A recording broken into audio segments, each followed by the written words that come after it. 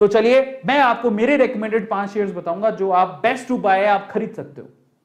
ठीक है, इतने सारे शेयर देखे, मेरी रिकमेंडेशन क्या है, लेकिन फिर से वो मेरी रिकमेंडेशन है, आपको मैं सिर्फ रिक्वेस्ट कर रहा हूं कि आप उन कंपनियों, जब आपको शेयर खरीदने का मन करे तो उन कंपनियों को रिसर्च कर लेना। जब आपको लगे कि यह रिसर्च में काफी अच्छा है, ये मेरे भी पोर्टफोलियो के हिस्सा है जो मैं आपको बताने वाला हूं। ठीक है, मैंने भी उन्हें खरीद रखा है, तो मैं मेरे शेयर्स बताने वाला हूं आपको, और ये सेफ शेयर्स हैं, बट फिर भी आपसे कहूंगा कि आप अपनी रिसर्च कर लेना। आपको फ्यूचरिस्टिक शेयर बताता हूं, मारिको 492 रुपए का शेयर है, पिछले 5 साल में 236 रुपए बढ़ा है, और ये काफी अच्छा शेयर है।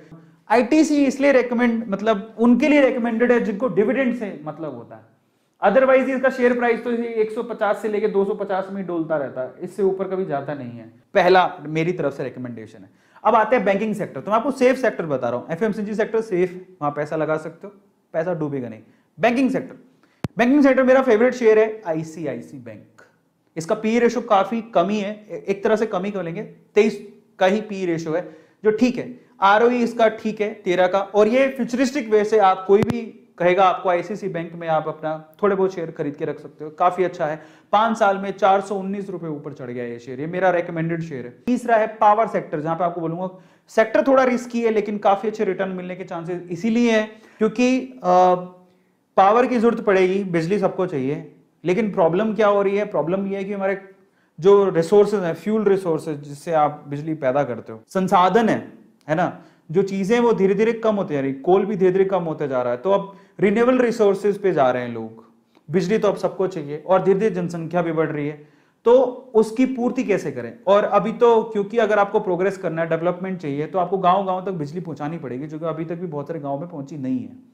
तो गवर्नमेंट इसके लिए काफी बड़ा पैकेज उन्होंने इशू किया है, तो वो पावर सेक्टर को बूम करने के चांसेस वहां पर है। तो पहले अगर होता तो मैं नहीं कहता, लेकिन अभी क्योंकि गवर्नमेंट एक बहुत बड़ा पैकेज इशू किया है पावर सेक्टर के लिए, तो पावर सेक्टर में बूम आ सकता है आने वाले सालों में। ठीक है, वो कैसे पता लगता है, गवर्नमेंट की पॉलिसी से। अब गवर्नमेंट कोई भी हो, पावर तो सबको देनी पड़ेगी।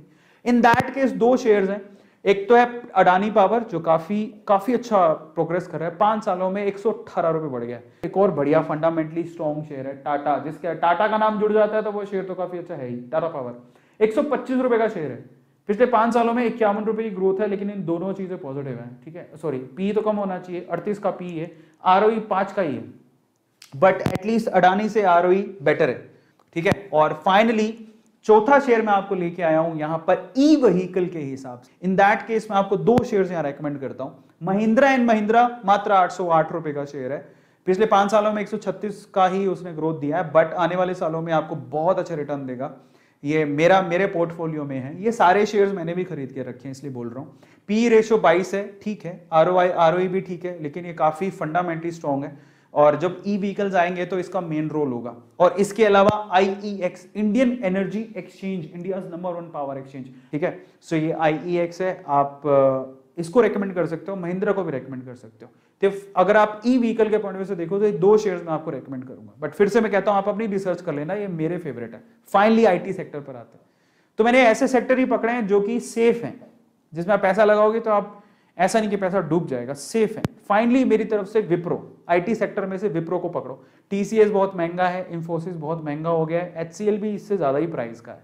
टीसीएस का प्राइस 3000 रुपए के समथिंग है, इंफोसिस 1500 रुपए के समथिंग है, एचसीएल 900 950 रुपए के समथिंग है। I will recommend you Wipro, 555 रुपए का शेयर है, 555